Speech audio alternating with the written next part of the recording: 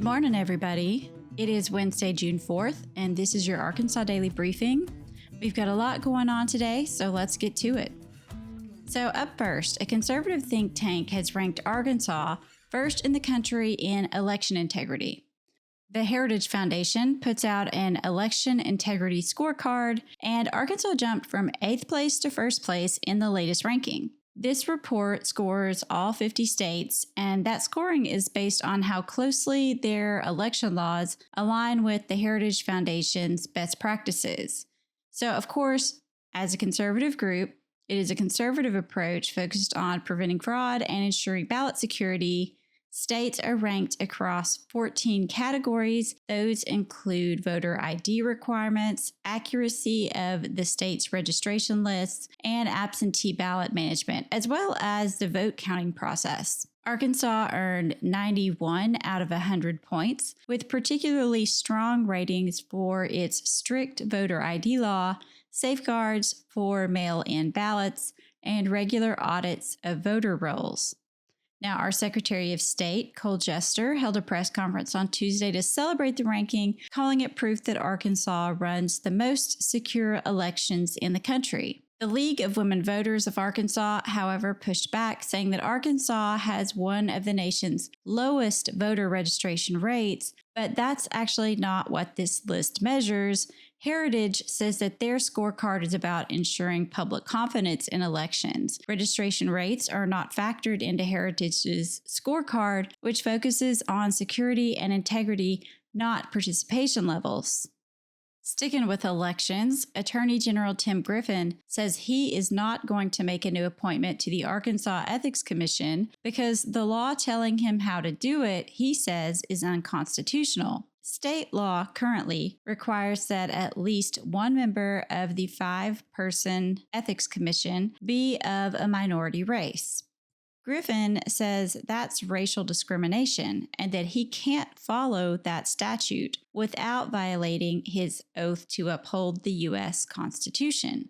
He put that in writing this week, saying there are plenty of Arkansans of all backgrounds who are well qualified for that position, and that race shouldn't be a factor in making that selection. And he pointed to a recent U.S. Supreme Court ruling, several of them, like the one that struck down affirmative action in college admissions, to back up his case.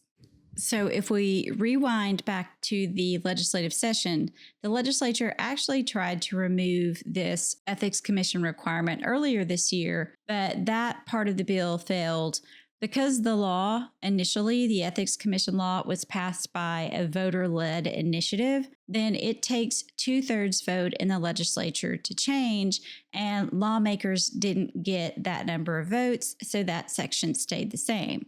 Now, Democrats, of course, are pushing back against Griffin's decision, saying that he should follow the law unless a court has struck it down. But Griffin says his oath to the Constitution comes first, all of that meaning that Ethics Commission seat will stay vacant for now.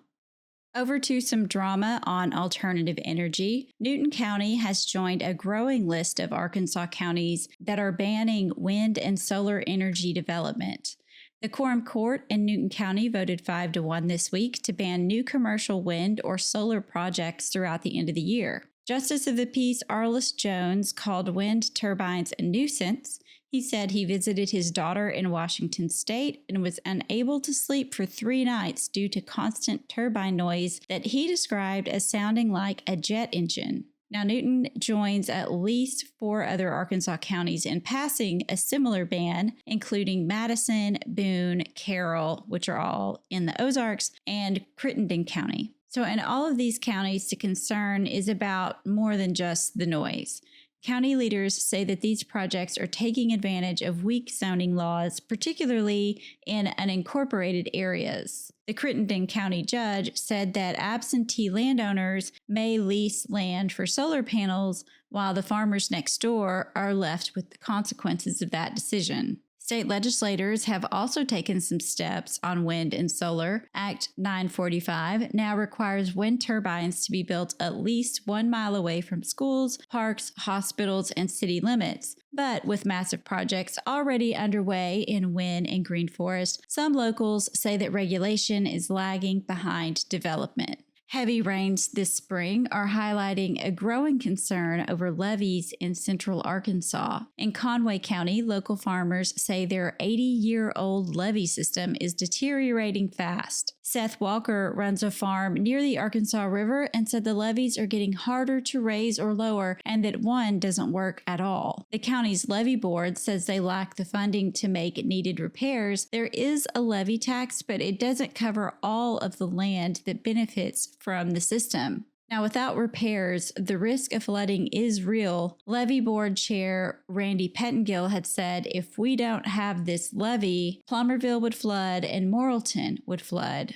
Now, the Arkansas River runs just a mile south of Morrilton, and it's 5 miles from Plummerville. So what's the role of the U.S. Army Corps of Engineers in all this?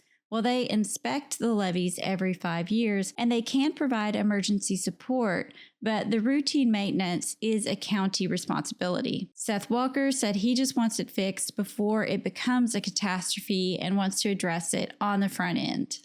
So over to some good news in education.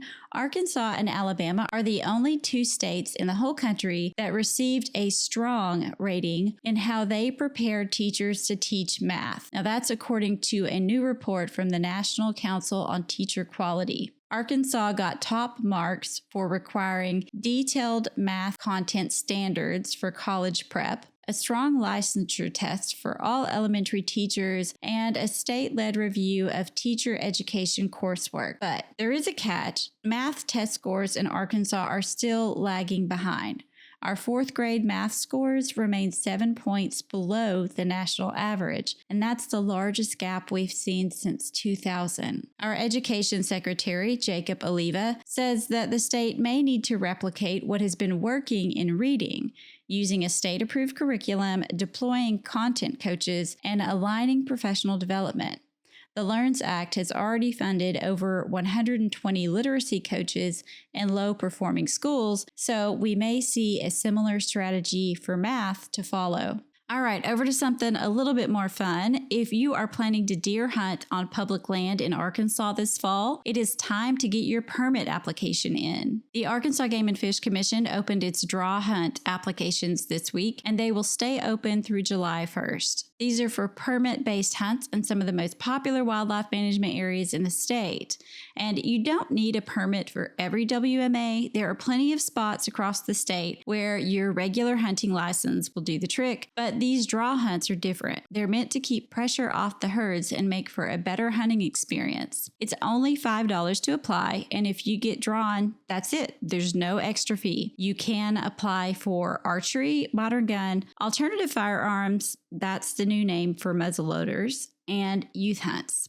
If you're mobility impaired, there are also special permits available for that too. A couple of quick notes if you plan to apply. You've got to be at least 6 years old by the time the hunt starts. And for youth hunts, the hunter has to be between 6 and 15, and they need their own Arkansas Game and Fish customer ID. And if you're applying for modern gun or alternative firearms, i.e. muzzleloaders, you can apply by yourself or as a group of up to 4 people. You've got until 11:59 p.m. on July 1st to apply, and you can head to agfc.com to get that process started. I want to promote our free Arkansas podcast this week that was hosted by Andy McNeil. He sat down with Troy Wells, the CEO of Baptist Health, and he gave a blunt diagnosis of Arkansas's healthcare system. Arkansas has the lowest Medicaid reimbursement rate in the country, and the effects are showing.